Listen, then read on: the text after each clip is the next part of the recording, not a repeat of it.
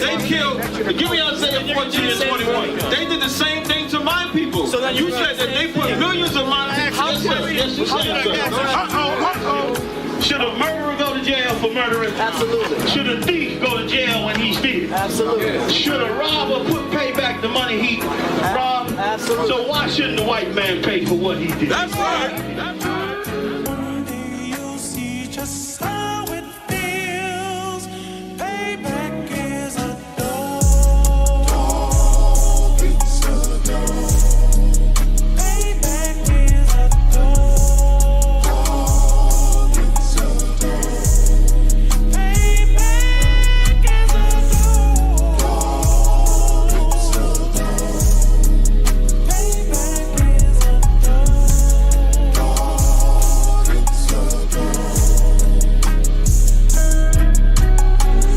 I'm in a hell of a hole, was never expected to grow. Just obstacles set in the road, that a result of me selling my soul. The story I'm telling is cold, but yet it's what everyone knows. The white man's the devil is known. America was never our home, only a place of captivity, safe facility, hating disfigure me. They claim that I'm lazy, be killing me. Maybe this slavery draining my energy.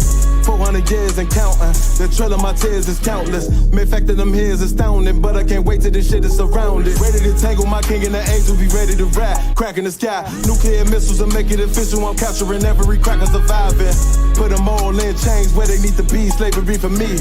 And let the whole world see that with them in the cage and safer in the streets. Put the dog on a leash, get resolved for the beast. 144, get the ruler show, we could all be at peace. As soon as the trumpets are sound, your kingdom we busting it down. The only way justice is found, the time for your judgment is now. You'll see just how it feels. Payback is a dog. It's a dog. Payback is a dog. It's a dog. Payback is a dog. It's a dog. Payback is a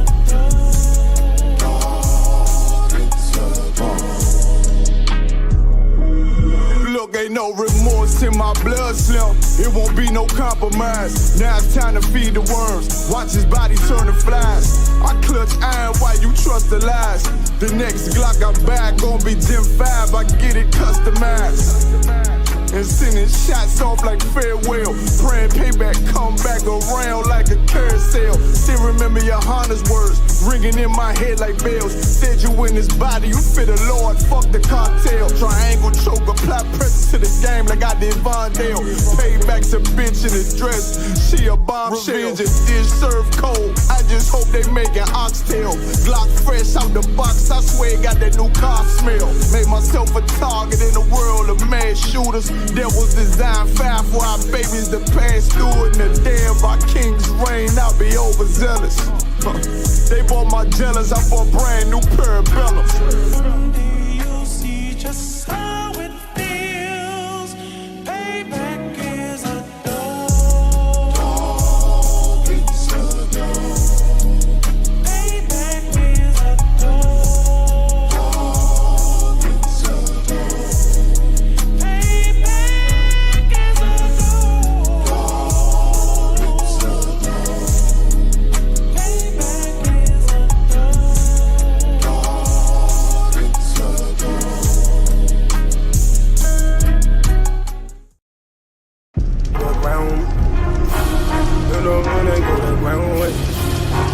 You know when they come around, if they wanna clown, then we going down. I'm war ready, was born ready, I'm more ready. I'm saying this now, making sure that the morgue ready. Yeah. We got some drop-offs, battle formation, I'm waiting for you to pop off. Right after you make your first move, get your rocks off. Next thing you'll head to the dirt, we are not soft. I took a loss, but nah, I ain't panicking. I be making moves, you staying still like a mannequin. Think you got the force, but shit, I'm feeling like Anakin. Hit the chick with the lightsaber, might save her. Doing moves tight major with light paper. And H-Town on them blades like an ice skater. Yeah, at that one West Passover. Sit down, take a seat to the class over. Far from sober, but I ain't puffin' on Doja. Bartender, bring me tequila. Hold the soda, shit. Hold the ice too, flood it like a typhoon. We can get 6 shooters, 10 paces high noon. We have Player Street, all-star studded like it's all. Because that's what it means. That's what it means to serve the Lord. That's His will. The Lord's will is about division. The Lord's will is about separation. The Lord's will is about not gratifying yourself. The Lord's will is about not satisfying yourself. That's what the Lord's will is about. You know who I go to ground with, my niggas. You know when I know that might be a foreign concept. No things to Christianity. We don't want to have fathers like we're supposed to in the black home. We don't have fathers, you understand, in the black, Hispanic, and Native American homes like we were supposed to. No thanks to Christianity and no thanks to America. You can't feel me.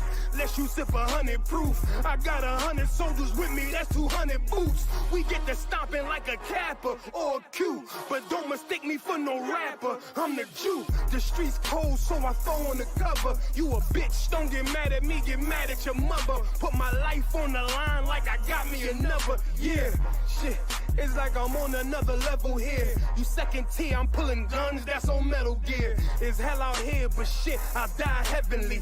AK equipped with the drum, it holds 70. Twin revolvers, bucket you ducks like Yosemite. Yeah, I hear a lot of rappers puffing on their enemies. I don't smoke, but I drink their tears like it's Hallowed is a word that means holy, meaning the Lord's name is separate.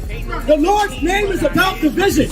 The Lord's name is about separation. Throughout the Bible, it talks about separation and division. I don't even wanna hear about rappers. Heavy gut punch, knock the air out rappers. Ain't nobody fucking around with my niggas. You know who I go to ground with, my niggas. You know when they come around, if they wanna clown, then we gun them down for my niggas. Ain't nobody fucking around with my niggas. You know who I go to ground with, my niggas. You know when they come around, if they wanna clown, then we gun them down for my niggas. It's supposed to be thy will be done. The Lord's will is supposed to be done. Not your will, not grandma's will, not mommy's will, not Uncle Bobby's will, not the Democratic Party's will, not the Republican Party's will, not the Independent Party's will. Instead, what? Thy will be done. Thy will be done. The Lord's will is supposed to be done. Man, it's gonna save all them tapes right there. Yo. And then the reading right here is,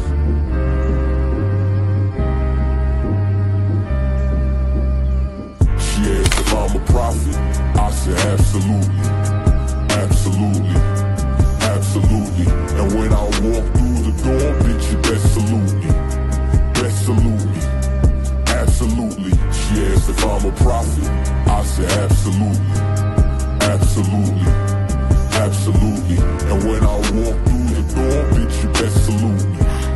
Best salute me. Absolutely, absolutely. Bible in my right and a chopper in my other hand. Everybody is trying to find and recreate their identity of so-called blacks, Latinos, and Native Americans. Every few years, black people get a new identity. America wants the black man, the Latino man, the Native American man to his blood, sweat, and tears. They work us to the damn bone. Come and pay a visit for your last year. I'm truly up. Make a move unless we tune you up. Absolutely, man. We know you crucial. You ain't fooling us. In that cut with them bang bitches trying to cool it up. This whole world was made for blacks, Latinos, and Native American Indians. And the other nations know it. And because the other nations know it, they make sure to keep us underneath them. But for the fifth angel of the Lord, come upon you, black man, Native American Indian man, Hispanic man. You understand? Man, it's about to get oppressive out here. You only have I know, man. You only have I know of all the families on the earth, man. Right? You only have I know, man. So therefore, he will punish us for all of our iniquities, which is our sins, man. Going out of 1 West 125th Street, Harlem, New York, under command of Jerry Hunt. We are not affiliated with any fake Israelite groups or anybody else. Today we're bringing out the truth of the Bible that the blacks, Hispanic, and Native Indians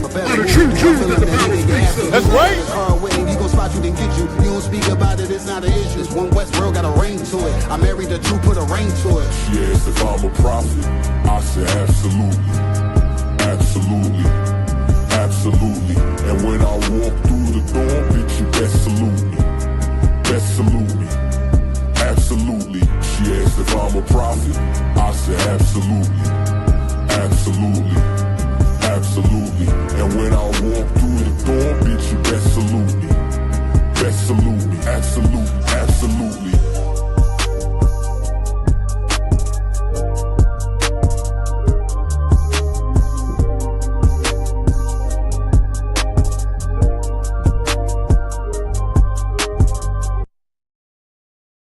Hey, listen, brothers and sisters, man. If you like what you hear, hit the subscribe button, man. Subscribe to this channel. And also, please, go to ISUPK.com and pay your tithe. Drop me some cash so we can move around this planet like we need to, man, and do the things we need to do. They're one West. They're one West. They're one West. They're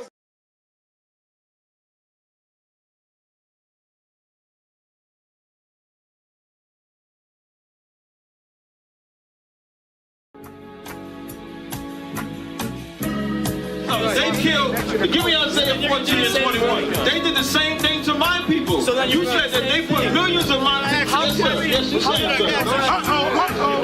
Should a murderer go to jail for murdering? Absolutely. Should a thief go to jail when he steals? Absolutely. Should a robber pay back the money he robbed? Absolutely. So why shouldn't the white man pay for what he did? That's right. That's right. One day you'll see just how it feels. Payback is a dog. It's a dog. Payback is a dog. It's a dog. Payback is a dog. It's a dog. Payback is a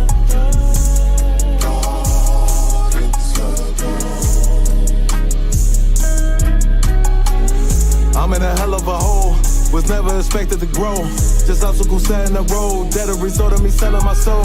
The story I'm telling is cold, but yet it's what everyone knows. The white man's the devil is known.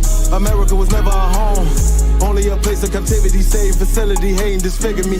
They claim that I'm lazy, be killing me. Maybe this slavery draining my energy. 400 years and counting, the trail of my tears is countless. Main fact that I'm here is astounding, but I can't wait till this shit is surrounded. Ready to tangle my king and the angel, be ready to rap. Crack in the sky, nuclear missiles and make it official. I'm capturing every cracker surviving. Put them all in chains where they need to be, slavery for me. And let the whole world see that with them in the cage and safer in the streets. Put the dog on a leash, get resolved for the beast. 144, get the ruler show, we could all be at peace. As soon as the trumpets are sound, your kingdom we busting it down. The only way justice is found, the time for your judgment is now. You'll see just how it feels. Payback is a dog. It's a dog. Payback is a dog. It's a dog. Payback is a dog. It's a dog. Payback is a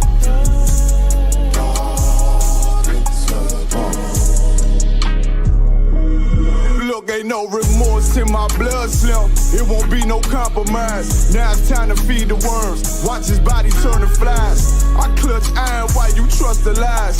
The next Glock I buy gon' be Gen 5. I get it customized. And sending shots off like farewell. Praying payback come back around like a carousel. Still remember your Honda's words ringing in my head like bells. Said you in this body, you fit a Lord, fuck the cartel. Triangle choke, apply pressure to the game like I did Vondale. Payback's a bitch in a dress, she a bombshell. Revenge is dish served cold, I just hope they making oxtail. Glock fresh out the box, I swear it got that new car smell. Made myself a target in the world of mad shooters. There was design fire for our babies to pass through. In the day of our king's reign, I'll be overzealous. They bought my jealous, I bought brand new parabellums. Someday you'll see just how it feels. Payback is a dog. It's a dog. Payback is a dog. It's a dog. Payback is a dog. It's a dog. Payback is a dog. It's a dog.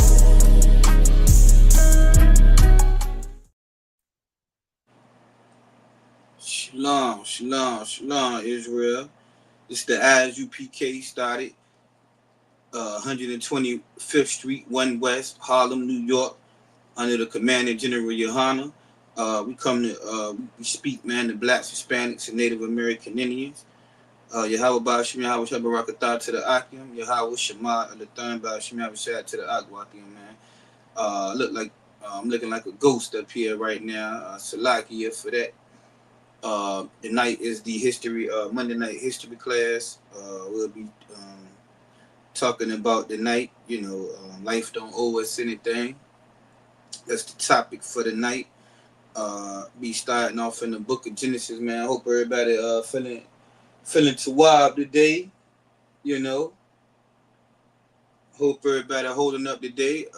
Shalom, Ayan, Yahweh Basham Shabarakatah. Signing in from Rice, Virginia. Okay. Brother at the slave. All right. Shalom, sis. Akwab Shakar. Also checking in from Rice, Virginia. The real of Ayan Paquat. Yahweh Shema Latham Bashim Yahweh Shad. All right. Okay. Officer of 1000 Taza Karai. How about Shakar? Checking in from Chester, Virginia. Shalom. All right. Princess Tazarai. Shalom, sis. Yahweh Shema Latham Bashim Yahweh Shad. All right. Also coming in from Chester, Virginia. All right. Shalom, sis. Okay. Akwa Fryer. Checking in as usual. Yahweh Shema Latham Bashim Yahweh Shad. Ribbon property also Taza Karai. Checking in from Chester, Virginia as well. Shalom, sis. Who else we got in the house tonight? All right, the brother David Parker, young man, checking in from the R out of Richmond, Virginia. Okay. All right, brother. All right. Good to see you. Okay. Atwa for Zaraka, Yahweh Shema Latham Bashim Yahweh Shad. Ribbon property of Officer 50, Yabakar, checking in from Norfolk, Virginia. All right. Shalom, sis. Shalom. Okay.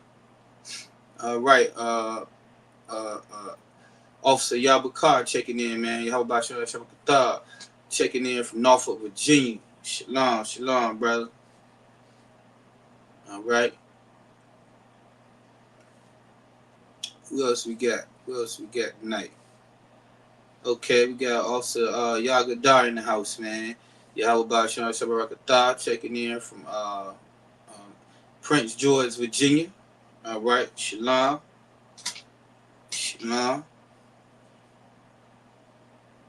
Right. Okay. Officer Shemaga Bar checking in all the way from Midlothian, Virginia. How about Shabbat? Shalom, Mak. How you doing? All right. Okay. I guess that probably completes the roll call for the night. All right. I guess we could dive on into the lesson. We're gonna jump right to it. Not gonna hold you guys long tonight. You know what I'm saying? Just a simple lesson. Probably already heard it, before. I'm just reading it again for a little bit of encouragement and knowledge and things of that nature. That's gonna be talking about, man. Sometimes feeling, entitled, to certain things in this life, man. And there's nothing wrong with having high expectations and things of that nature, man. But if we're not able to have it, we got to remember that life, really don't owe us nothing. And I'm gonna get a little bit, more into that briefly. Like I said, it'll be a very short lesson. Not gonna hold you all too long tonight. Okay, we're gonna start off at Genesis 17. Talking about this, little history here for those who didn't know, when the Most High appeared to our forefather Abraham.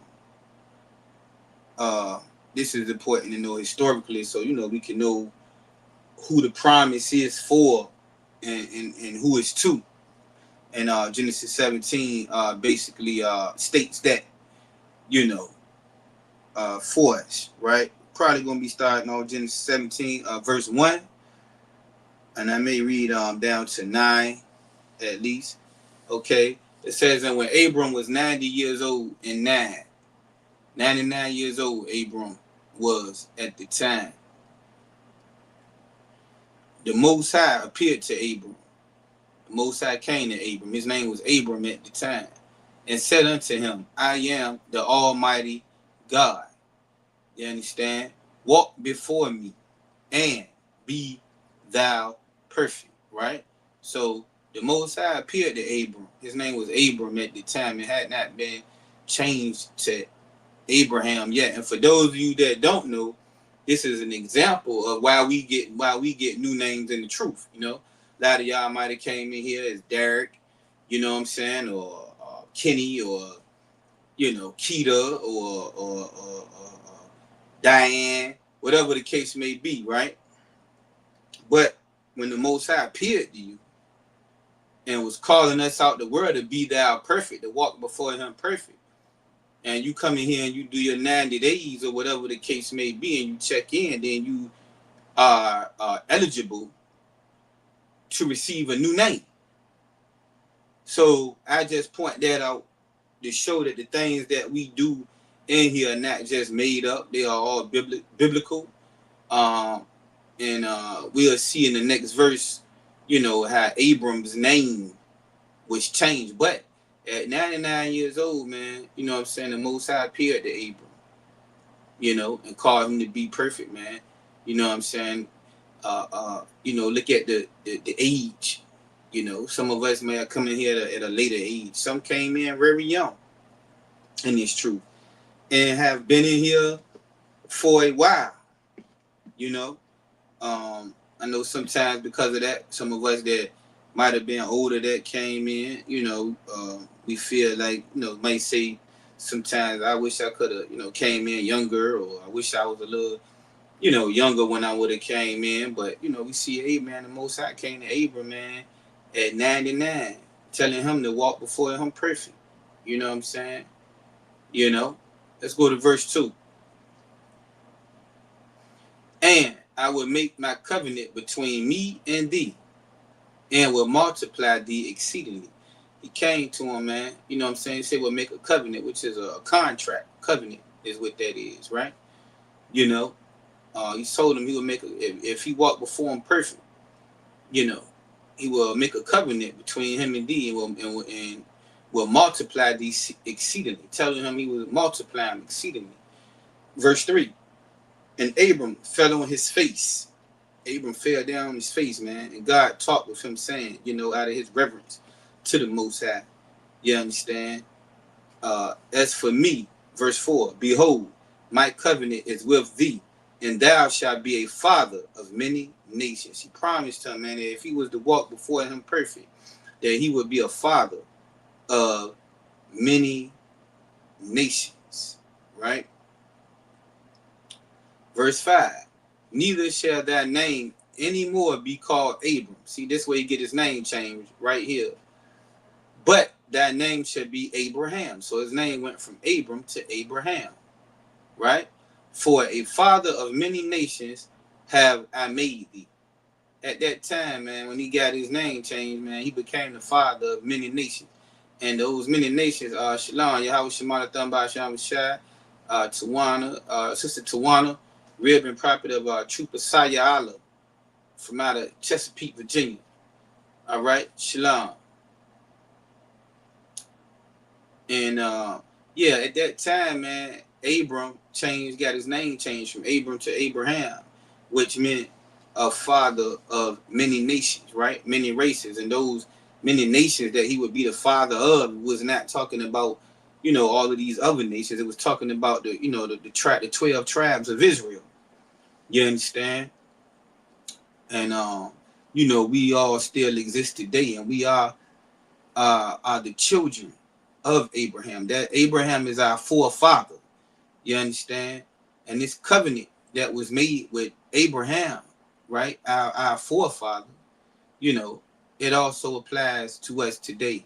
And these are the things that we promise. But it's conditional in that we have to walk perfect, right, before the Most High. Verse 6.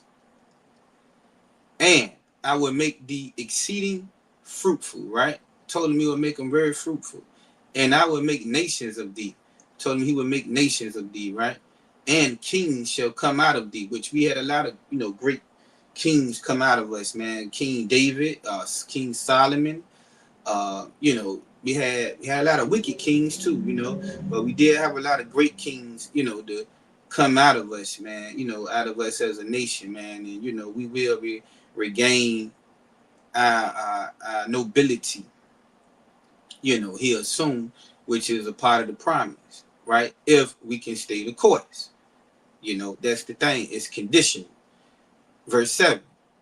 And I will establish my covenant between me and thee. See, he's still saying between himself, the Most High, and Abraham, right? Now it goes on to say what?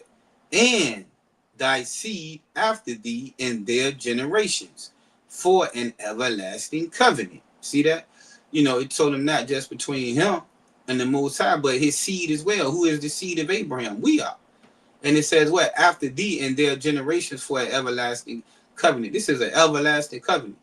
This covenant, this promise still exists right now to the day. You understand? Long as we follow the law, statutes, and commandments. And these are the things that we are, entitled to. You understand? And the Most High said that he would do for us, right? You understand? And it may not be right at this moment in time, right? But we're going to go on to see what we was promises. To be a God unto thee. Now, he is, our God, our power. Not to these other nations. But to us, to Israel, he's our God, right? And to thy seed after thee. And he also talking about the seed after Abraham, which is us today. It's an everlasting covenant. The covenant still exists. You know what I'm saying? There was no time period on this contract, on this covenant. This covenant is everlasting. You understand? Verse 8. And I will give unto thee, and to thy seed after thee. There you go again, to thy seed after thee. The land wherein there are a stranger. He was going to get him the land. All the land of Canaan for an everlasting possession, and I would be their God. Now we know later on that, we was in the land of Canaan, and during that time, the Most High did drive out the other nations, the African nations, in the land of Canaan. And we did have that land, for a period of time, right? And of course, until we broke the contract, we broke the covenant, and the Most High took it away from us. Just like he took away that Garden of Eden from us. But, the covenant still stands because of the promise that the Most High made, right? He just waiting now, for us to come back to the law, statutes, and commandments and wake up, And when he come back, we know that, he's going to establish his kingdom.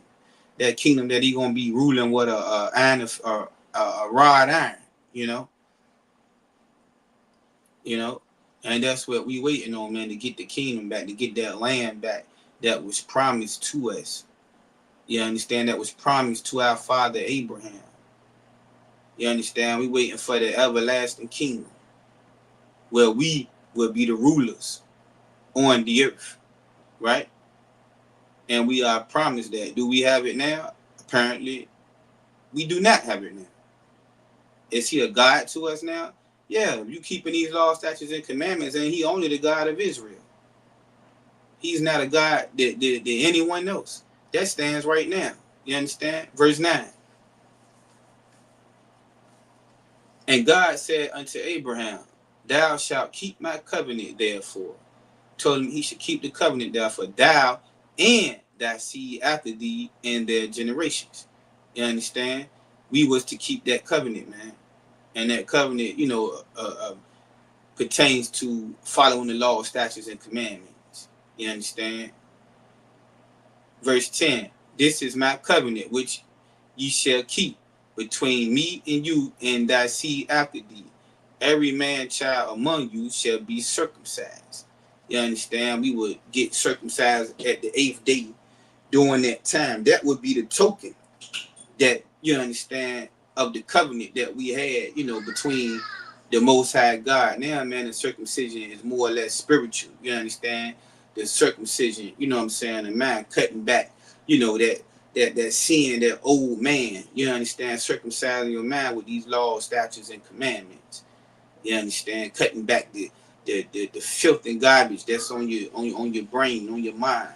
You understand? And being cleansed. You understand? Being circumcised makes you a believer. You know, so spiritually now, you understand, it's keeping the covenant, it's keeping the laws, statutes, and commandments. Okay?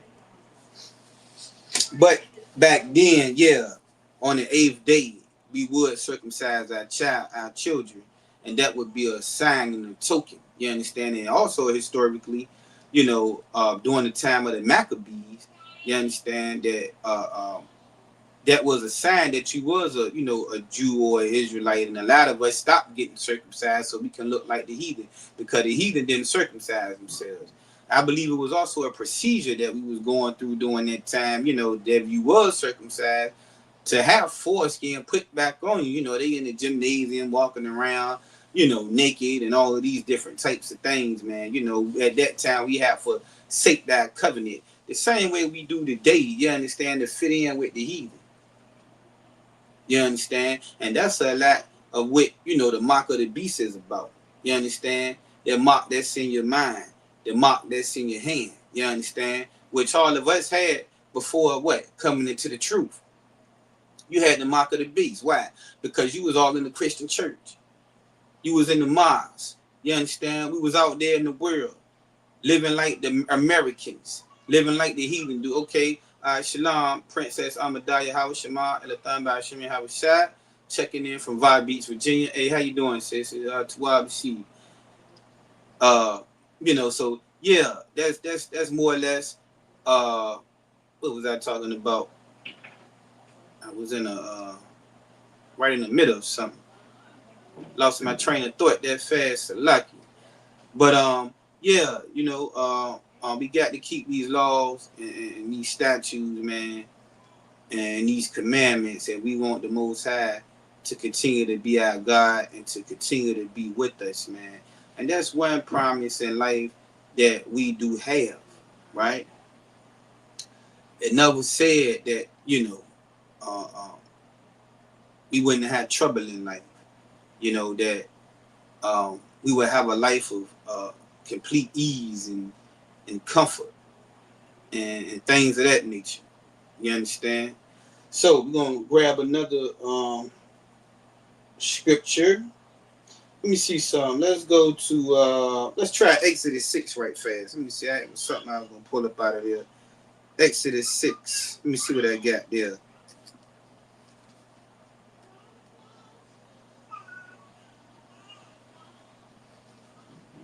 Okay, well, for now, Shalom, Yahweh Shema, Lathan by Hashem Yahweh Shad, checking in from Norfolk, Virginia. Shalom, Shalom, sis, how you? All right. Exodus 6, okay. Exodus 6. We're going to see how this lesson unfold. Okay, we got Waf Hadasai in the house, checking in from Norfolk, Virginia. Yahweh Shema Lathan by Hashem Yahweh Shad. Hey, how you doing today, sis? All right, all right. Okay, Exodus chapter 6. We will start at what? Verse 2. And God spake unto Moses and said unto him, I am the Most High. Right? Verse 3. And I appeared unto Abraham. It's the Most High saying when he appeared unto Abraham, which we know that when Abraham was 99 years old, right? Okay. Unto Isaac and unto Jacob by the name. Oh, no sweat, sis. No sweat. No sweat. The water, though. Most High Christ. Unto Isaac and unto Jacob, right? By the name of God Almighty.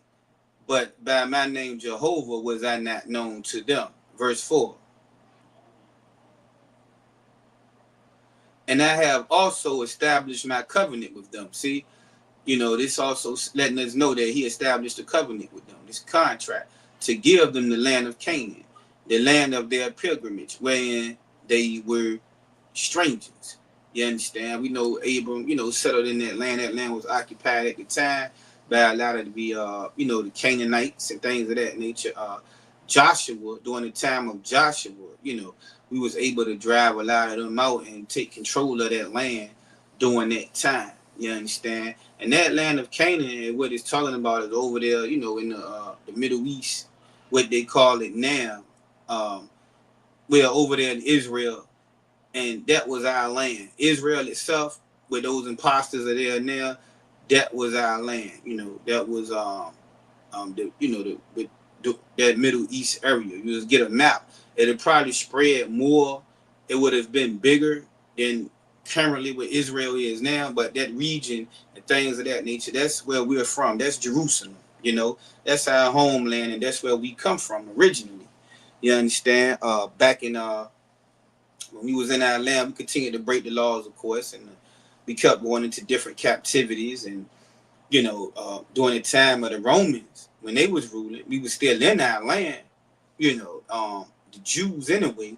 You know, we know in 70 A.D., you know, we was ramsacked out of the land and fled into Africa, into the northern parts of Africa, and we you know, started to settle within Africa, and that's how we was, you know, enslaved from off the west coast of Africa. You understand? You know, so that's where we fled. That's when we fled from Jerusalem, you know, from our homeland into you know, Africa. Okay, and that's in the Babylon and Timbuktu book, I believe, page 90. You know, if any of you all have that book, one of our school readings, you can read on that on page 90. Okay. Now, verse 5.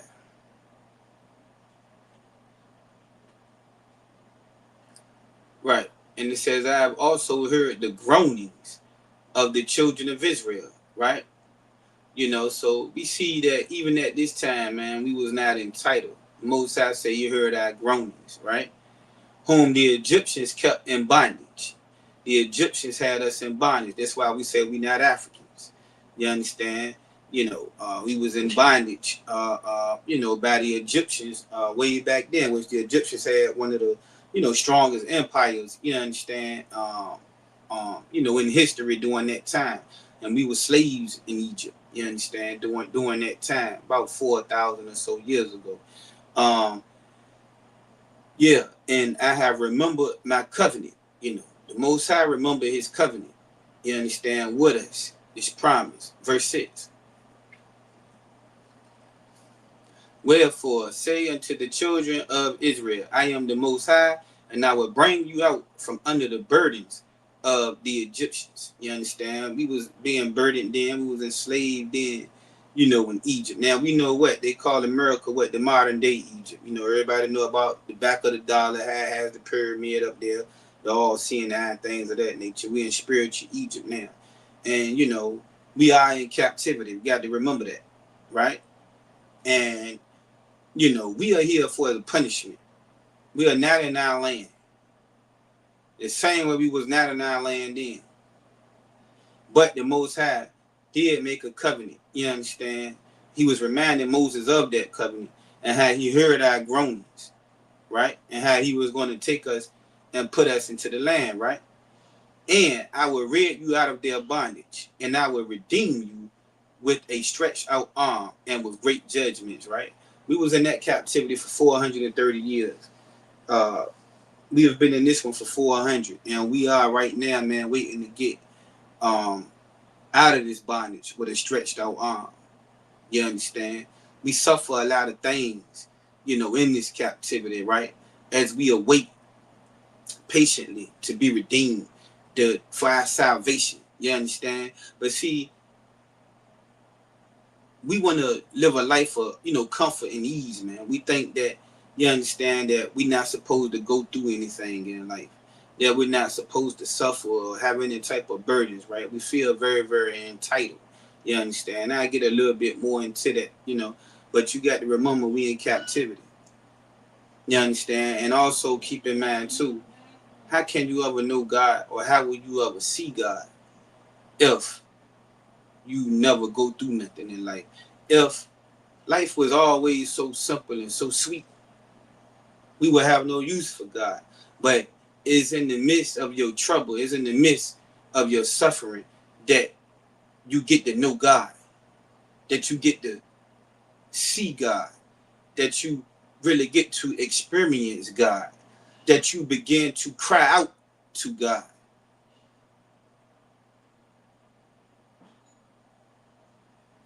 Verse 7. And we are in a terrible predicament. The same way he had to bring them out, man, with a mighty stretched out arm, he gonna have to bring us out the same way. Because I mean, man, if don't nothing supernatural, man, take us up out of this that we into. I just don't understand and see how we'll really ever get up out of it, man. Think about it. We have no land, we have no military, we have no might, no power. You understand? I mean, it got to be a God, because the only thing that's really stopping them from totally running down on us and ramsacking us and just doing what they want, like they doing to I mean, they doing it. You see what they're doing to ISUPK. Because we have no might, we have no power. We can't even properly defend ourselves. At least over there in Gaza, they can at least go to war and halfway defend themselves. Even though they're losing, they can still stand. They got their own land. You understand? We the only nation that don't even have our own a God that look like us. We just now finding our God. You understand? When the ISUPK came back in the earth in 1969. If you can't appreciate nothing, at least we can appreciate that. At least you can appreciate the fact that, hey, you woke up this morning. You understand? I got to appreciate the fact that the Most High did give me an opportunity, man, to be able to gain this knowledge, to be able to realize, who I am, to be able to come to the truth, to be able to have an opportunity at the covenant, at the promise. You understand? To be redeemed, to have some type of hope of being delivered from this captivity. You understand? Whereas it will transition and we will become the rulers. I also have an opportunity, man, if I like, to put my brick in, you know what I'm saying? As much as possible. To change my life as much as possible, because why? Yahweh Shai, you understand, became a sacrifice for not just my sins, but our sins. You understand that you don't have to be held accountable today for the things that you've done in your past. You understand? You have the grace, an opportunity to change the things that you've done in the past and grab a hold of this covenant, man. You understand? Where the Most High will be a father to you if you keeping these laws, statutes, and commandments. You understand? You're no longer a bastard. You understand? As we once was, before we came into this truth. We are now what? True sons and daughters of what? God. That in itself is a gift. I don't care what's going on around you. Yeah, your car broke down. You understand? You're having car trouble. You understand? You got to get it fixed. You got a bill that you could use. You need another $100 to complete that bill. You understand? You don't have everything that you want in life. You feel like you deserve more out of life. We sick of waking up and going to the same slave that we, hate every day. Working long, back-breaking hours. Right?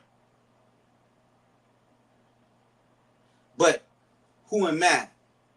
And who are you that we deserve, anything?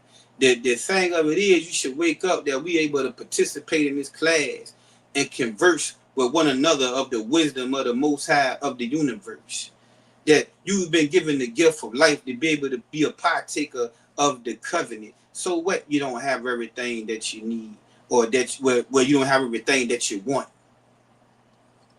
And let me tell you, there's some brothers and sisters out there now sleeping at the bus stop. You understand? Out there strung out completely on drugs. Somebody, was unalive today. You understand? We at least got the gift of life and we don't have anything else, man. You know what I mean? But we sit, man, and we complain and we be unappreciative and we're entitled, thinking that we deserve more out of life. I guess, we feel like we better than the sufferings that Yahweh Shai went through. We feel like we better than, the things that King David went through, that our brother, Job went through. You understand? The prophets went through.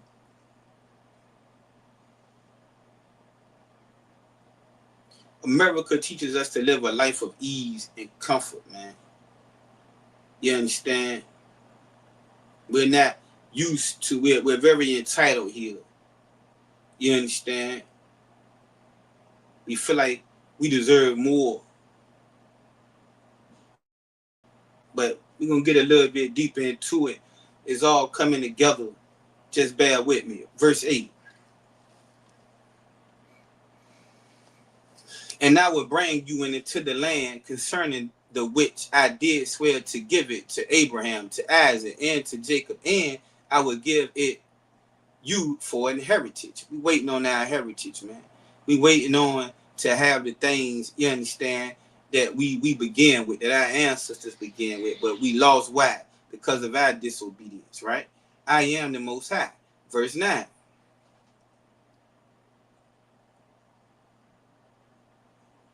And Moses spake so unto the children of Israel. So Moses took what the Most High told him, and he spake to the children of Israel, right? But they hearkened not unto Moses for anguish of spirit, right? They didn't listen to Moses, man. You understand? They didn't listen to what Moses was telling them. The same way our brothers and sisters don't listen to us today. You understand? And say, why did they not listen to him? It says, but they hearkened not unto Moses for anguish of spirit, right? They were suffering. They had anguish they was anguished in their spirit. They was in turmoil. They was going through things. And for cruel bondage. And they was in cruel bondage. As we are today, man. You know what I mean? We don't even know that we in hell. And this is why we suffer a lot of the things that we suffer on a daily basis, right? And we don't want to listen to what the Most High is saying to us. We don't want to listen to what the prophets are saying to us. Why? Because of the cruel bondage and the suffering and things, that we're going through. We want to live a life of ease and comfort. So instead of me listening, you know what I'm saying, I feel entitled. Yeah, a lot of that sound good, but I got to do what I got to do. You understand? I ain't trying to hear this. I got to slave a little bit harder. You know what I mean? I got to go pull a scam. I got to go step on my brother. You know what I mean? I got to go seek after the things of this world. I got to go seek success.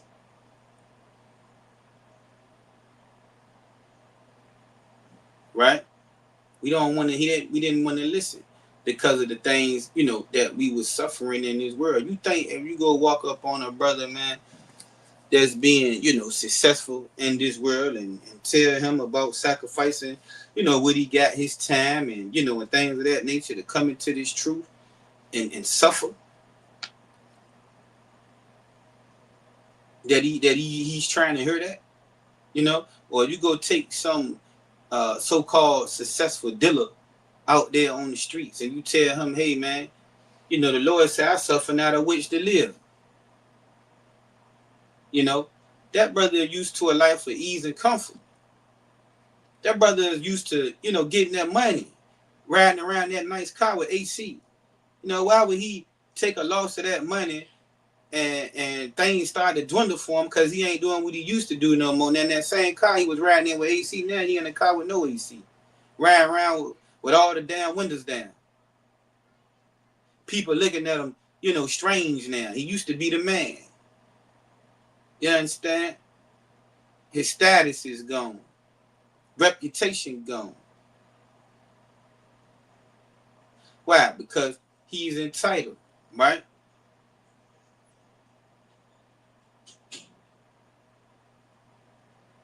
You feel like I should have more. We're going to get some more into this, man. And even on that note right there, let me get in there. I got to get Hebrews where they say where Moses sacrificed a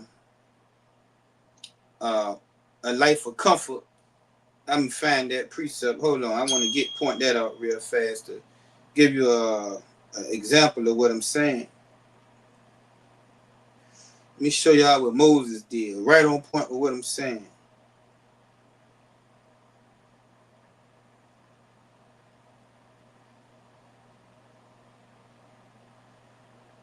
One minute.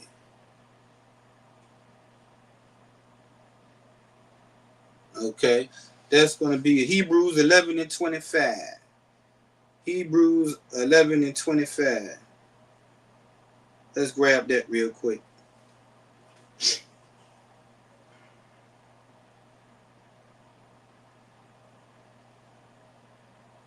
Yeah, we're going to get into it. We're going to slow roll into it, man. I'm going to hit the point real quick, and we're going to get up out of here for the night.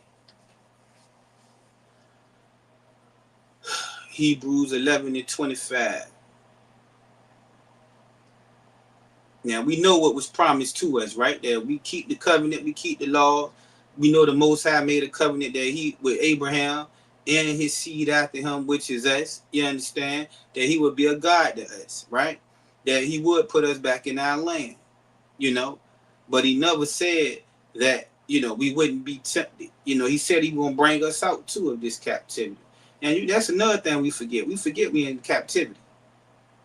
I think we really forget that a lot. I mean, you really in a place of punishment. You're not really supposed to be that happy in captivity. This is a punishment for us. And we waiting to come up out of this. We waiting for the Most High to redeem us out of this. Remember that. That's why we have a lot of difficulties here. I mean, how can we expect to have it all easy anyway and everything go our way? You understand? When the cards clearly stacked against us. We being ruled right now by an enemy that has had a perpetual hatred for us. You understand? We should be glad at what we got, in a little crumb we got right now. You know what I'm saying? You know, we should be happy, man. Y'all walking around here well fed.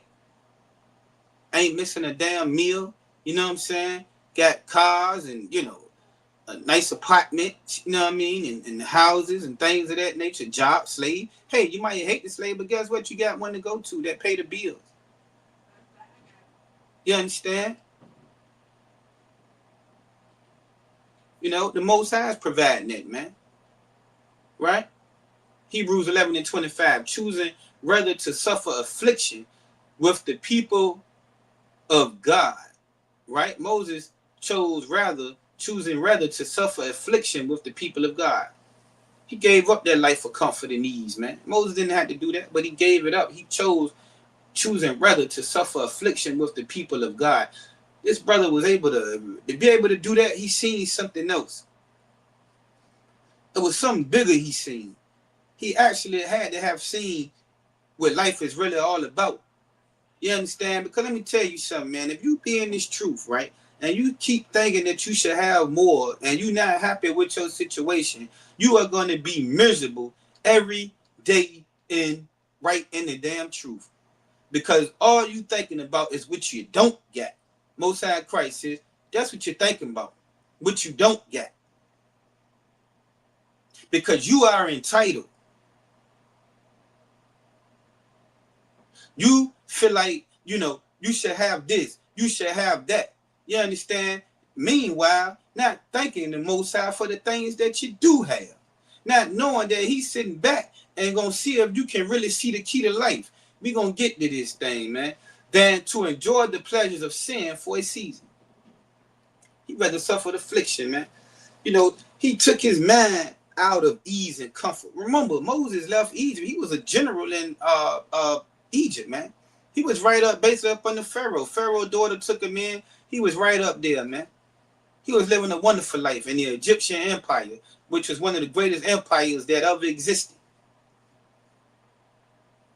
But he knew that he was a Hebrew, and he couldn't sit back and see these Egyptians, you understand, inflict harm, you know what I mean, on his people while he sat back and lived a life of ease or comfort. See, Moses couldn't sit back and sell kilos, you understand, you know what I mean, while his people suffered because they was on the crack pipe, you understand, while his people suffered because they was sniffing dope and woke up physically sick, while he sat back and enjoyed the comforts. You understand? While he's seeing his people out there destroyed.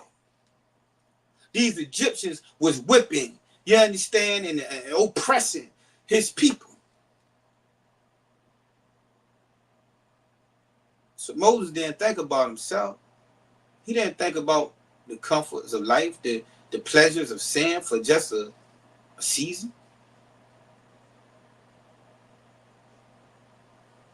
He would rather suffer with his people, man, and keep the laws, statutes, and commandments of the Most High, man, you know, and be a righteous man, a stand-up man, a man of integrity, than to enjoy the pleasures of sin for a season. He traded in a mindset and a life of ease and comfort. Verse 26. Esteeming the reproach of Christ, right? See, he esteemed the reproach, the shame of Christ, greater riches than the treasures in Egypt. He's seen it. He'd rather be with Christ. If that meant that he had to be ashamed, to suffer reproach and things that he esteemed the reproach, actually. You understand? The shame of Christ. That was greater riches to him. To be able to be in this truth, man, even though you might not have the things that you had want, you know, or than to go out there and you know, turn your back on the Most High, turn your back on the truth. You understand? Or even if you at a point, man, where you are just constantly feeling like you should have more. Because if you keep that type of mindset, like I said, you're going to be miserable. Because you constantly thinking about what you don't have.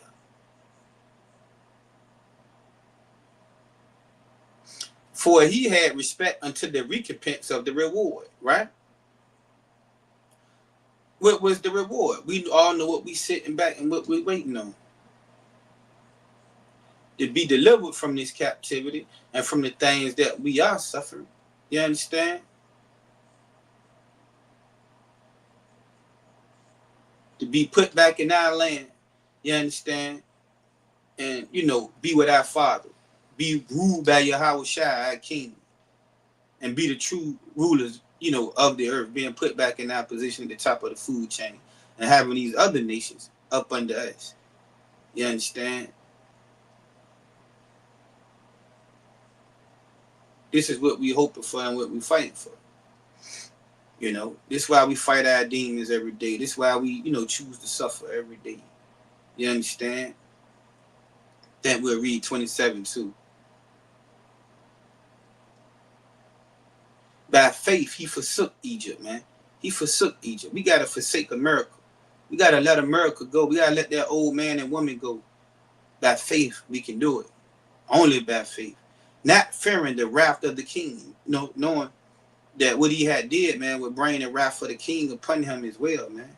He was putting himself in a position to be unalive. For he endured as seeing him who is invisible.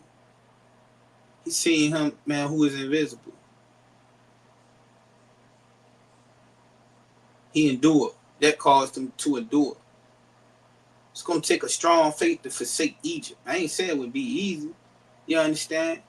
Because we done been a part of Egypt all our life. We done been a part of America all our life. You understand? You know?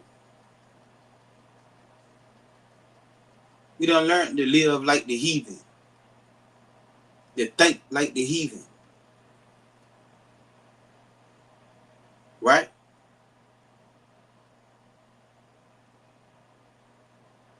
And we done had it so hard in this captivity, man, as a people, man, that, you know, if we can get any glimpse of comfort, you understand, to stop the suffering, some of us would do what we got to do. Right? Because we entitled. Right? Okay. Let's go to Job 14:1.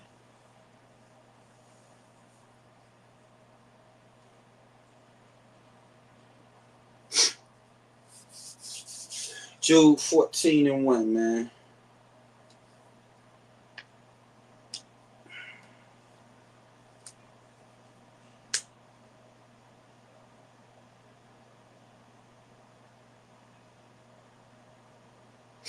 Most High never said, man, that we wouldn't go through things in this captivity, man. He never said that, man. It might have actually, there's been the opposite. Job 14:1. Man that is born of a woman, right, is a few days. I mean, who in here was not born of a woman? So this talking about you. You know what I'm saying? Put a 1 in the chat if you was not born of a woman. Right? Man that is born of a woman is a few days, meaning that we don't have long here, man, once we come. Some of us go faster than others.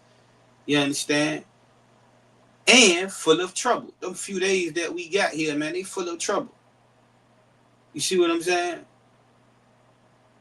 They full of trouble, man. Man that is born of a woman is a few days. We only got a few days. We only here for a short period of time, man. You understand? And within that short period of time, and full of trouble. Every corner you look sometimes, man, something going on. You know? Something going on. Here we go again. Man. Psalms 90 and 10. Psalms 90 and 10.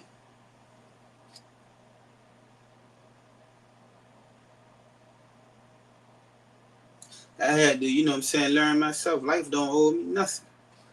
You know what I mean? Life don't owe me nothing. So any crumb I get, anything I got, you understand?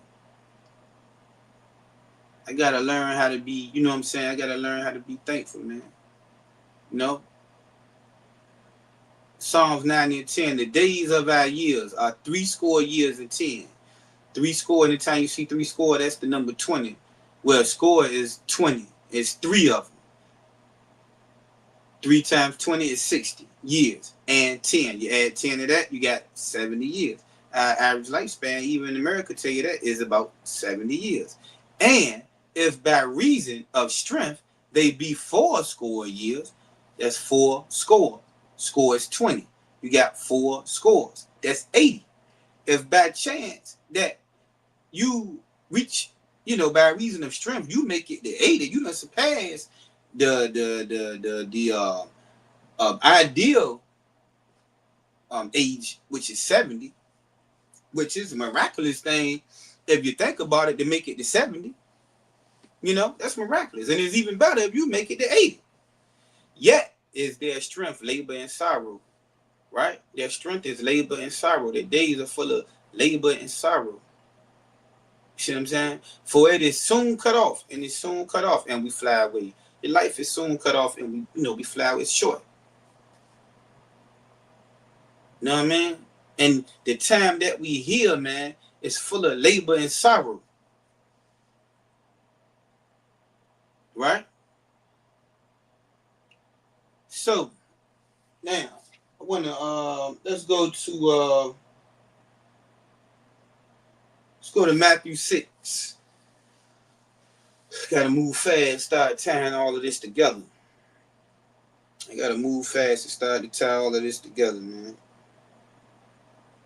Everybody Tawab. Put a 1 in the chat if you Tawab tonight, man. You understand?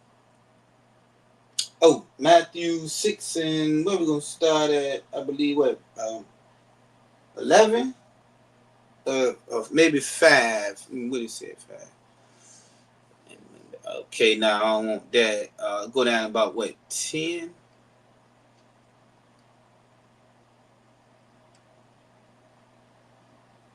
Okay, let me see. Go up to, 8?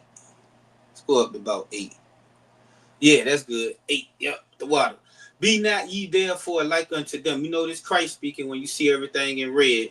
Be not yet ye therefore like unto them. Talking about the Christians before when they was doing all the praying and, doing all them elegant prayers and all of that. He was talking about the Christians way back then. You know how you got sister so-and-so and she, saying this long prayer in the Christian church and, Lord saying, be not ye therefore like unto them. All right, okay. Most High Christ. Be not ye therefore like unto them. For your Father knoweth what things ye have need of before ye ask him. The Most High know already, man, what we going through, man. You know, before we already, you know, ask him. He's very aware, you understand, of our situations. You see what I'm saying? Very aware. Verse 9. After this manner, therefore, pray ye, Our Father, which art in heaven, hallowed be thy name. Verse 10. Thy kingdom come, thy will be done in earth as it is in heaven. We praying for the kingdom to come, man. You know what I'm saying? That his will be done in this earth as it is up in heaven, right? But verse 11 is the key. Give us this day our daily bread. Put a 1 in the chat tonight if you got everything you want. And also, along with that, man, put a 1, 2. You know what I mean? You might not have what you want, but you at least got your daily bread. You ate today. You got a roof over your head. You got clothes on your back. You understand? And this what it's about, man. Princess Tazara. Say she ate it. She got her, the brother David Parker. You know what I'm saying? Give us this day our daily bread. And that's all we can ask for in this life, man. Is that the Most High give us our daily bread. You understand? And be content with that daily bread. You know what I'm saying? Because I told you before, if you ain't content with your daily bread, then you're going to be miserable. And you're going to be thinking of ways, you know what I'm saying, to get rich, which is going to take your focus completely off the Most High. You know what I mean? And your pursuit in life is going to be how I can make $1.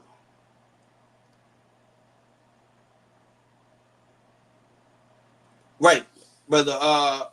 Officer Yabaka, man, say he ate today. Know what I mean? He got his daily bread. No, we all in here got our daily bread. At least we might don't got what we want. We might be going through some, but we got our daily bread. You know what I'm saying? We're gonna tie this together. Verse 13, right? Let's go to verse 13.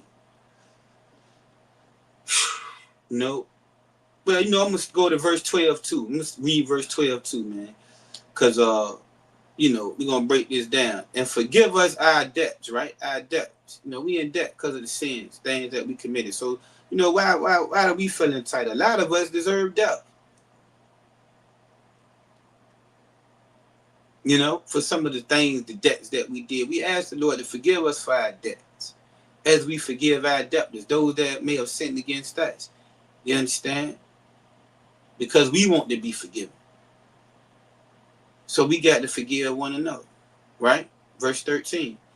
And lead us not into temptation. Now, why would I say a prayer that I not be led into temptation if I'm going to live a life with complete ease and comfort and I never be tempted? See what I'm saying? Why the prayer? This is how Shai giving us this prayer. Why I got to pray for the Most High not to lead me into temptation? Why? Because you're going to be tempted in this life. You're going to go through things in this life, right? And lead us not into temptation, but deliver us from the evil, from evil. Deliver us from those things, Most High, that I'm going through right now. I'm having a hard time dealing with depression right now. Deliver me from this. This demon is tempting me to be depressed. Lord, deliver me from this evil. I'm tired of being broke. I want more money. Yeah, I'm eating chicken and oodles and noodles, but I want to eat steak and lamb. I'm tired of barely making it. I want more than my daily bread.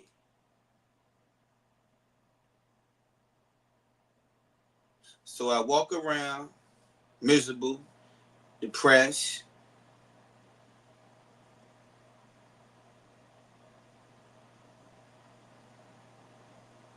because I'm not content in life. I'm not content with a relationship with the Most High.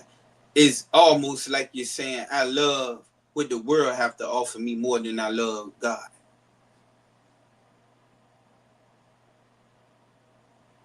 For thine is the kingdom and the power and the glory forever. Amen. Right? Let's read 14:2. For if ye forgive men their trespasses, your heavenly Father will also forgive you. Right? Hot dogs and beans and franks. You know what I mean? But hey, you ain't hungry. You know what I'm saying? But if you forgive not men their trespasses, neither will your Father forgive your trespasses, right? So, you got to be forgiven. And then for us even have to pray for forgiveness, tell us what? That we are sinful creatures. We constantly doing wrong. We got to come and pray for the wrong that we do, but we so entitled in life.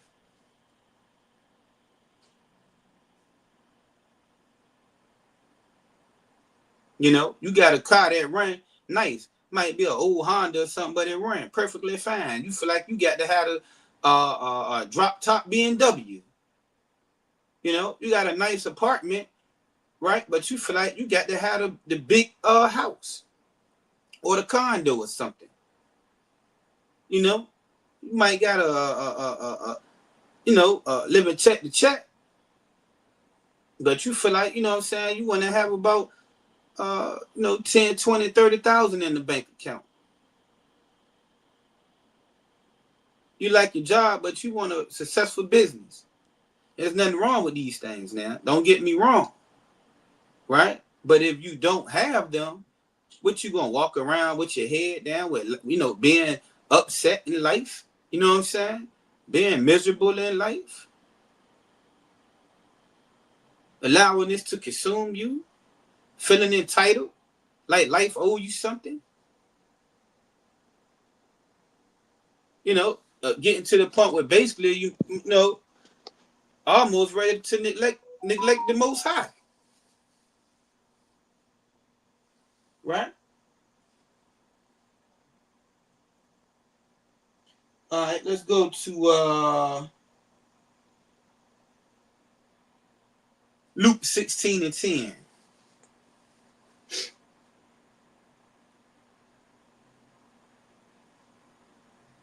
Luke 16:10, and this money, man, it ain't gonna really solve all your problems. You heard the saying, more money, more problems. Always having ease and comfort don't really, a lot of us, man, that had that ease and comfort, a lot of us would turn our back on God because we wouldn't have no need for him. You see? The fact that you is suffering and had a heart, it keep you inclined towards the Most High. Some of us. Luke 16:10, he that is faithful in that which is least, right? You got to continue to be faithful, man, and that which is least is faithful also in much. If the Most High see you can't be faithful, you understand, with the small thing, with the beans and franks, you understand? You complaining about that. You ready to jump ship with that. You can't be happy with your daily bread. Then how he gonna allow you to be faithful and bless you with more? And he that is unjust in the least is unjust also in much. Right? Verse 11.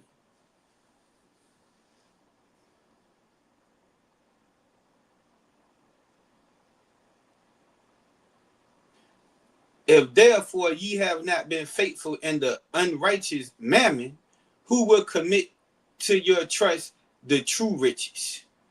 Right?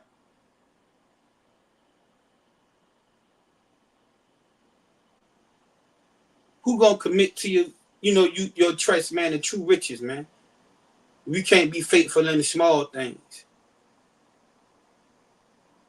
The Most High can't trust us with the small things, and why would he elevate us or elevate, you to another level in life? He got to keep you where you at, because why? You haven't seen the big picture. You haven't seen the big picture yet. You understand? We're gonna get up off of that. Go to Psalms 23. Psalms 23, man. Yeah, we got to see things a little bit clearer, man. See the big picture. You know, looking at the wrong things, seeing life through the wrong eyes. But I understand why. You know what I mean? Because of, you know, growing up in this captivity, right? Verse 4. Say, yea, though I walk through the valley of the shadow of death. Man, we walking through the valley of the shadow of death, man. You know what I'm saying? We see unalivings every day. You know what I'm saying? People out there strung out. You know, people overdosing. People homeless. People just sick, you know, from cancer and hepatitis, diabetes, and, you know, all of these things, man. And a big portion of it happens to us. You know, we experience rape, child molestation, robbing, all of these things, man, in the valley of the shadow of death, man. But even in all of this, what? I would fear no evil. Right? We don't have to fear, man, you know, with the things that we may deal with living in the valley of the shadow of death. You understand? But this is just another example of how you are not entitled to live a life of comfort and ease. You understand? But even in that, right, we don't fear. Why? I will fear no evil, for thou art with me, because we got the Most High with us, man. Thy rod and thy staff, they comfort me. You should be comforted in just the fact of knowing that, you know, the Most High, he's with you. And he's aware of what you're dealing with, right? And guess what else he could do, right? Verse 5. Guess what else he could do? Thou preparest a table before me in the presence of my enemy. You sitting down at the table, you know, he prepared a table for you in the presence of your enemy. That means you eating good at the table. The Lord can do that, right? But if he don't, you shouldn't be hanging your head down or thinking you're entitled or thinking life is about ease and comfort, because it's not. But even in that, man, you won't fear and you will be thankful, you know what I'm saying, to the Most High, regardless, because you know that he with you. You keeping these laws, statutes, and commandments, man, you being faithful, man. You know that the Most High with you, man. And he going to deliver you out of the situations and the things that you are struggling with and dealing with in life. And in due time, the Most High can exalt you.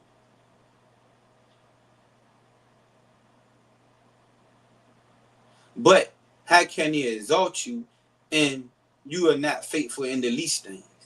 He's still seeing that you feeling like, you know, you entitled, that you supposed to have this, you supposed to have that. So he cannot take you to the next level. He's waiting for you to see life for what it really is. It don't cost you nothing to get what you getting now. You understand? You can have all the money in the world. You understand? But without this wisdom, you can have the ease and the comfort, but without this wisdom, what do you really got?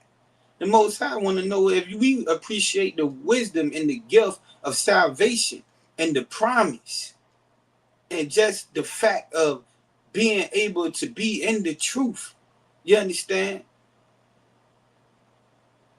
Let's go to Proverbs 3. Proverbs 3. And you can get all this you want.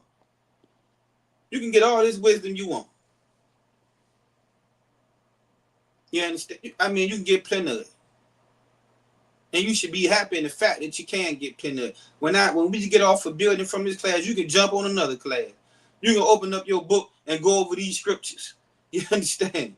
You can get all this you want. You can call in something you might don't understand and get you a breakdown, get all this beautiful wisdom and be rich in what? Wisdom. And be rich in what? Learning how to love, learning how to be patient, learning how to control your anger, learning how to be disciplined. You understand? Learning how to fight the mentality of being entitled, seeing life for what it really is, things that you wouldn't get if you was in the world with money, ease, and so-called comfort. You would be out there with a whole bunch of problems. So don't let this Satan, deceive you.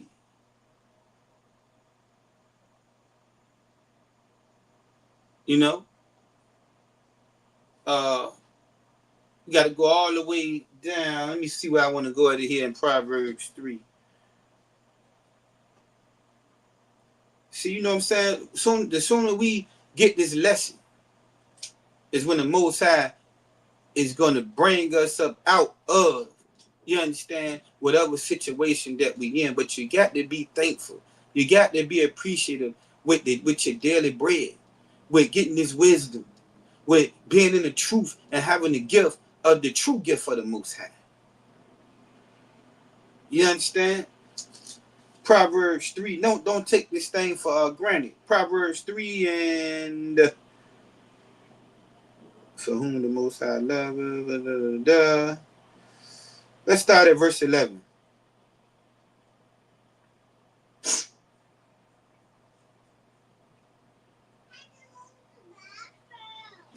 My son, despise not the chastening of the Most High, neither be weary of his correction. That word weary means tired. Sometimes, man, we get tired. The Most High really correcting a lot of us, chastising a lot of us, man. And we hating it. But the scripture saying don't hate it. Embrace it. You know what I mean? Because he's correcting you. Verse 12. For whom the Most High loveth, he correcteth. See that? We all complaining and think that, it's just the end of the world. Life ain't going to get no better, but we don't realize is that what is happening is the Most High is trying to correct us. It's something that you are supposed to be learning, that you're just not getting through your thick head. Right? Even as a father, the son in whom he delighteth, right? Now, verse 13, it says, happy is the man that findeth wisdom. So we should be getting wisdom, right? Then why the hell is we walking around here mad and depressed? And the man that getteth understanding. That man should be happy. That woman should be happy. Verse 14, for the merchandise of it is better than the merchandise of silver. Getting this, man, is better than getting the silver, the money. See that? And the gain thereof than fine gold. It's better to get this wisdom than to gain and fine gold and gaining this money, which you got your mind, this life of ease and comfort. You thinking you entitled that you shouldn't be suffering and going through what you going through because you just, so entitled. You so all of this and that, right? Life don't owe you nothing. Told you, man, born of a woman, life is short, full of trouble. Verse 15, she is more precious than rubies. You're able to get some more precious than rubies. And all the things thou canst desire are not to be compared unto her. Everything that you thinking about, that you want, that you need, you got it right in your face and don't even realize it. And see, the Most High know that. He know that. And why you think you still where you at? Talk to me now. Talk to me. Because you ain't got the lesson yet. Now, we're going to talk about, let's go to Isaiah 33. Isaiah 33. And then we're going to conclude it. We're going to wrap it up and conclude it. Bring it home. We're going to bring it home. You know what I'm saying? We got it right in our face, man. You know what I'm saying? Hey, this go for me as well. It go for me first. You know what I'm saying? Hey, I ain't ashamed to say it. I ain't all of that. I ain't righteous, more holier than thou. You know what I mean? But I tell you what. Hey, the Most High corrected me and showed me. I can say that. I can say that. That's why I could come and I could give this lesson tonight. The quicker you see it, whatever it is, the Most High is trying to get you to see because he love you. whatever situation you think you in, you understand, the Most High gonna bring you out of that. But if you never see it, He gonna keep you right where you at. Verse 6. It told you the wisdom, man, is more precious than the money. So you can get all the money you want by getting all the what? Wisdom. And when you get all the wisdom, what should you be doing? Changing, changing. Getting rid of that anger, getting rid of that conniving, still getting rid of that Christian mentality. You see that? Still getting rid of that those hidden things inside. See, a lot of us got a lot of things hidden in the inside. Yeah, you done got rid of the surface things. Yeah. But see, the Most High is trying to get down to those hidden things. Okay? And wisdom and knowledge shall be the stability of thy times. See, it's the wisdom and knowledge, man. And we getting that. Happy is the man that get of wisdom and get of understanding. That's what the scriptures say. You should be happy, man. You should be content. You should be good, right? And strength of salvation, right? The fear is, this is your deliverance. The wisdom and the knowledge, man. Not the money. Not the ease and the comfort of life. See that? The fear of the Most High is His treasure. Fearing the Most High, this should be your treasure. And then that, knowing that you have that, that should bring you what? The peace. This is what the Most High wants us to see that life is all about. But a lot of times we miss it because we looking for the ease and the comfort. But through the suffering and through the down times, right, is where you get to know the Most High. It's where you will see the Most High. If you don't hate the correction, if you don't hate the chastening. See that? Some of us will miss the mark. We won't see what the Most High is trying to tell us through the situation. It's something the Lord is trying to say. And He's trying to say something to each and every one of us individually. But you get to find it out, right? Now, Job lost everything. Right? We're going to go to Job 42, starting at verse 1. This is going to conclude it. This is going to wrap it up. Job lost everything. We're going to talk about Job a little bit, right? So, we know that Job was the richest man in the East at that time, right? And he had everything, Job did. And Job, we also know that Job was a perfect man, right? He walked before the Most High. Satan met the Most High in council. And the Most High asked Satan, he made a report, the Most High, Satan had to report to the Most High, which Satan does report to the Most High. And remember Satan's job, right? You're being tempted. You're going through things, but Satan's job is to take you out of this truth. Remember that. When you're going through a lot of things in life, remember a lot of times it's Satan. He's trying to draw you out the truth, right? I believe it was Yahushua told Peter that he's trying to sift you like wheat. Meaning he's trying to take you out the truth, man. Satan trying to break you. See, Satan know exactly where to attack each and every one of us.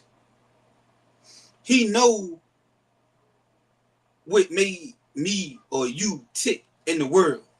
He knows just how to get at each and every one of us. And he reports to the Most High like this. He said to the Most High about Job, hey, he got everything. I bet you if you take this and that from him, he'll curse you to your face. Right?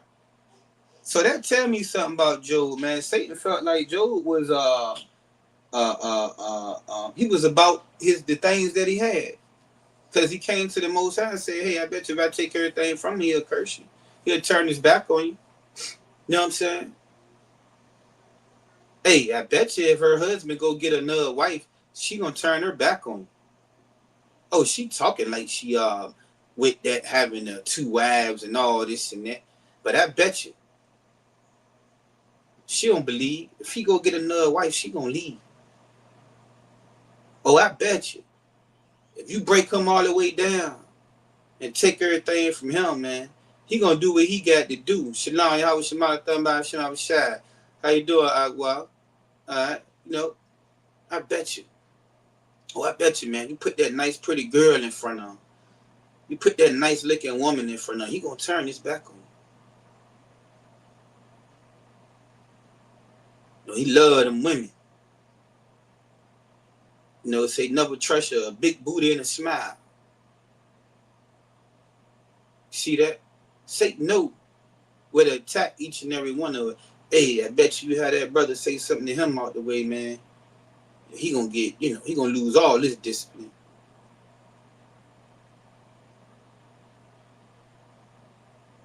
So Satan know, man. Satan know us, man. Right. Job was a challenge, right? He definitely was. And he did hold his integrity. But he questioned God. He asked him why. He asked him why. And you know, because one reason why he asked him why, because, you know, he kept the law. You know, he was a perfect, you know, he felt like, man, I did what I'm supposed to do. Why me? Right? A lot of us might say the same thing sometimes. Damn, why this keep happening? Damn, you know, I'm trying to do right. Man, it's, you know, situation after situation after situation. When is it gonna let up? And man, you know, Job, you know, he suffered and he was asking the Most High. Oh,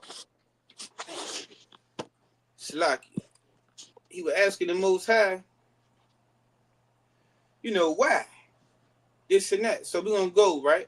It says, this 42:1. Then Job answered the Most High and said, I know that thou canst do everything, right? And that no thought can be withholding from thee, right? He said, you know that the Most High could do whatever he wanted to do. And, you know, the Most High know your thoughts. The things that you thinking when you going through certain things, or even right now, the Most High is aware. Don't think that he's not. You can't withhold, you know, what you know, going through with the Most High, right? Verse 3.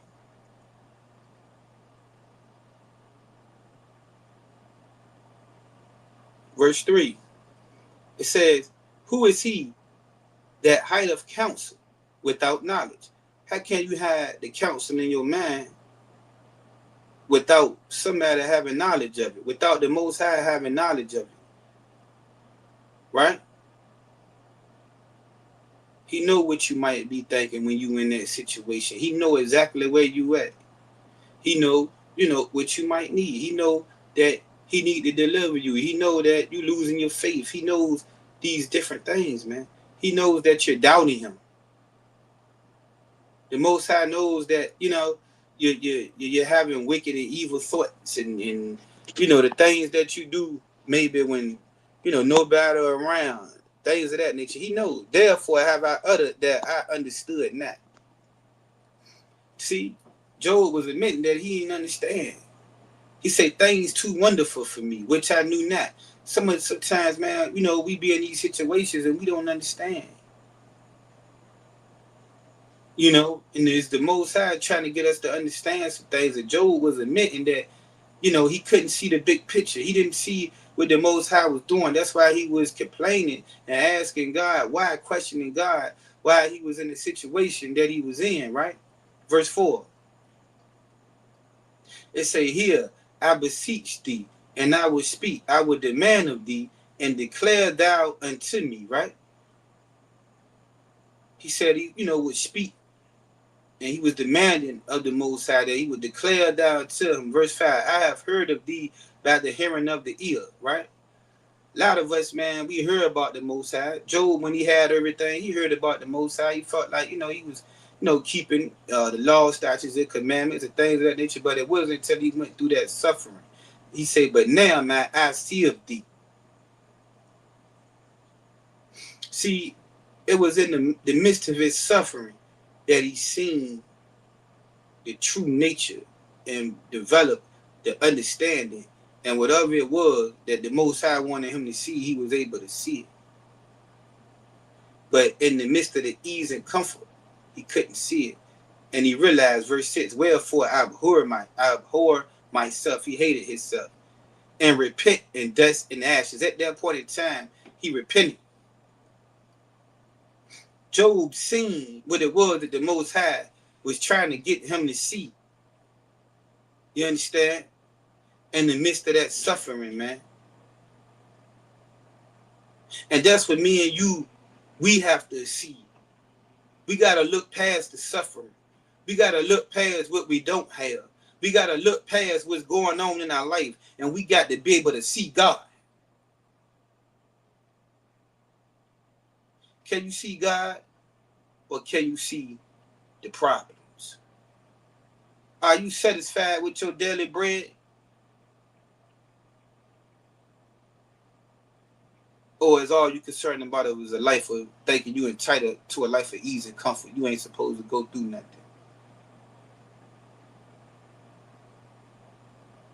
Are you realizing that the Most High is trying to, get you to see something? Are we realizing that we not greater than the master? Basically, if Yahweh Shai suffered, so we got to too. And we began to realize and see what life is really about, man. And it's really just about, man, having faith and trusting the Most High, man, and being in the bosom of God.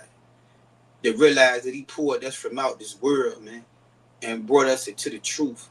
To be able to seek as much wisdom and knowledge and understanding that we want to have, and be elevated, above our brothers and sisters and all these other nations that's in the world.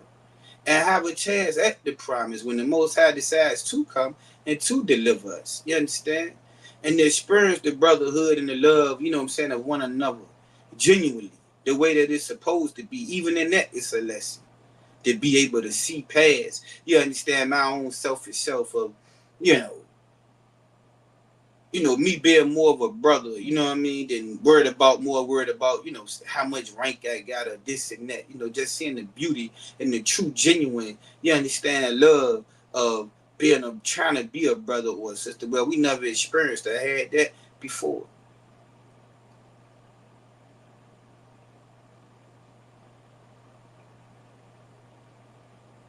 It's something the Most High is really, trying to show us, man.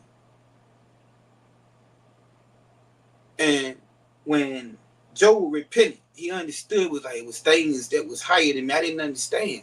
I just couldn't see it. He said, yeah, I heard of God, but now my eyes see it. It came clear to us. Something hit him. And he realized that he was wrong. Even in the midst of his suffering. I mean, damn, you was the richest man in the East. So what, you suffered a little bit? You had it all, brother. Oh, so now you distraught? You entitled? You questioning God? But when he seen what he was supposed to see, let's go to verse 10.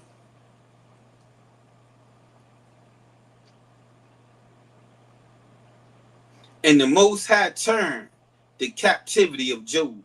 See, he turned this captivity, right? While he prayed for his friends. Also, the Most High gave Job twice as much as he had before. See that?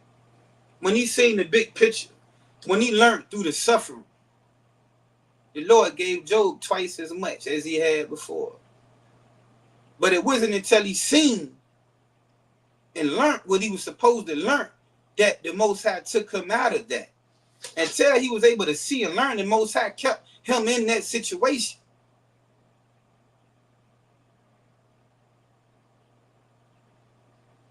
And it's just a horrible thing, man, that sometimes, we got to do some self-examination because we don't want to be holding ourselves back from elevating. We don't want to be holding ourselves back from the, the blessings of the Most High. You know what I'm saying? For being greater in this truth, than all because we not seeing life the way that we supposed to, see life. Being entitled, through our suffering. Feeling like we shouldn't be going through this, woe is me, Why me walking through life with our head down, and you know what I'm saying, and not happy, really being in the truth, and just not seeing the bigger picture and the whole blessing of life, man. I know one time I was told, man, that life is a gift.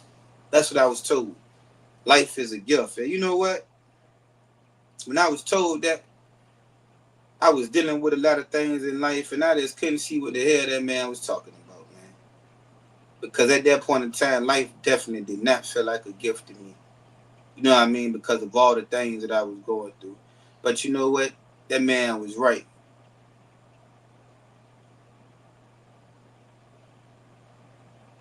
You know, it took me years later to realize that, you know what, life is a gift, no matter what you're going through.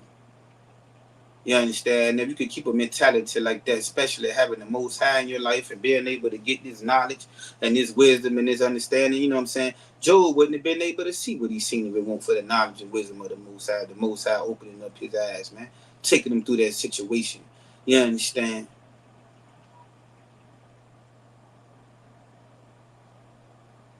Job would not have been able, man, to see and learn what he had. The Most High did take everything from him, but it tells you right here when he repented, you know what I mean, and seen what it was he was supposed to see, the Lord gave him everything back. He had twice as much as he had before. And the Lord can do the same thing for us. He can prepare a table for you in the presence of your enemies. But if he don't, you understand, you just be okay with knowing that you got the Most High in your life and you got these laws, these statutes, and commandments, man. You know what I mean? And you seek to find whatever it is the Most High is trying to tell you. You understand? And you grasp a hold of that thing, man. You know, and you be great in this truth, man. And don't let, you know what I'm saying, nothing train your mind no matter what you going through, right? We got to train our minds to still see the good, even in the midst of the bad. To still be able to see God in everything that we do and everything that we go through.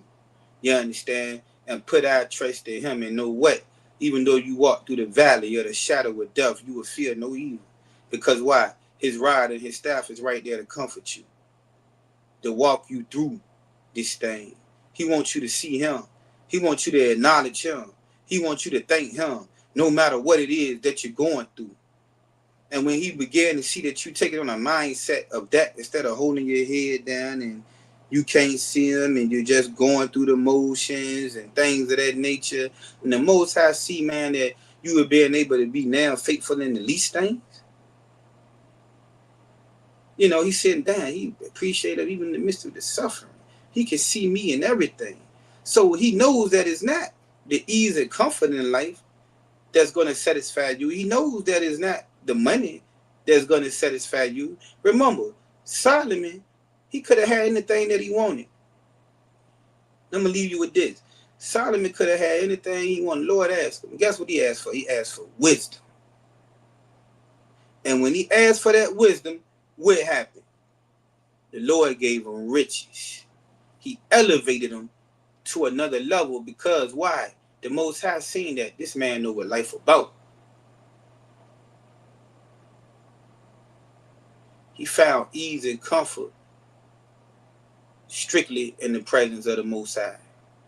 And having God as his father and being a part of his life, he found ease and comfort in the wisdom and the knowledge. You understand? He knew that the wisdom and the knowledge would be the key, that would be the stability of his times, not nothing else. This was a man that put the Most High truly at the forefront of his life and loved the Most High more than he loved anything. And this is what the Most High want up out of us, man. This is what he want us to see. You understand? To block the other things out and just be able to focus in, man, and see God. With that, man, this is the ISUPK, man, started 125th Street, Harlem, New York, under the commanding General Yohana.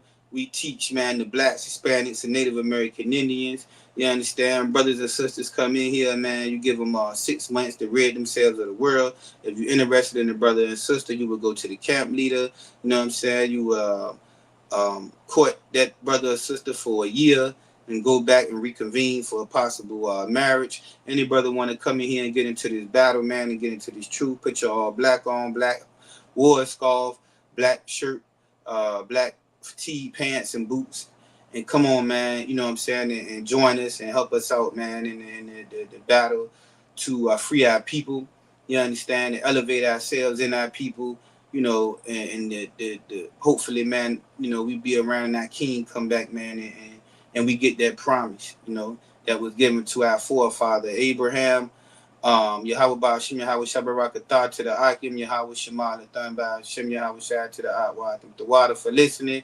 Everybody enjoy the rest of your night. Shalom. Hey, listen, brothers and sisters, man. If you like what you hear, hit the subscribe button, man. Subscribe to this channel. And also, please, go to ISUPK.com and pay your tithe. Drop me some cash so we can move around this planet like we need to, man, and do the things we need to do. They're one West. They're one West. They're one West. Man, it's gonna save all them tapes right now. Yo. And then the reading right here is,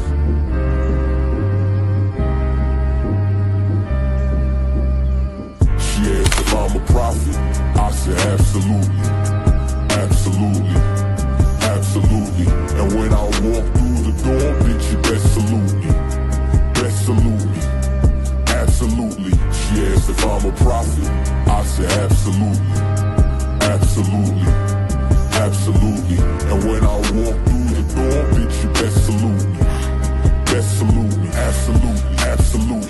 Bible in my right and a chopper in my other hand. Everybody is trying to find and recreate the identity of so-called blacks, Latinos, and Native Americans.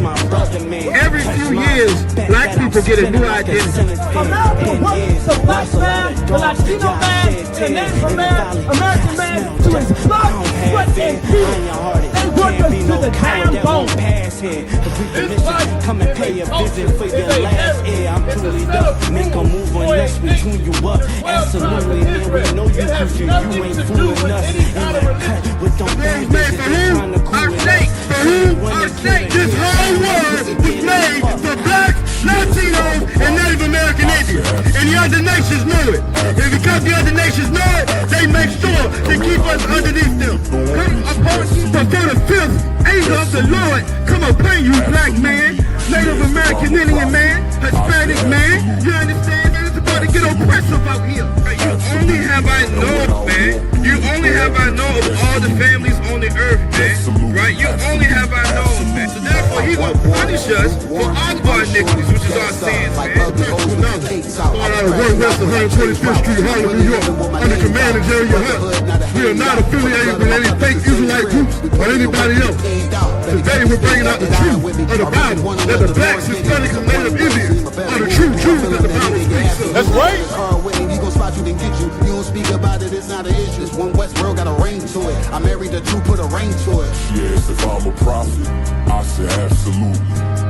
Absolutely. Absolutely. And when I walk through the door, bitch, you best salute me.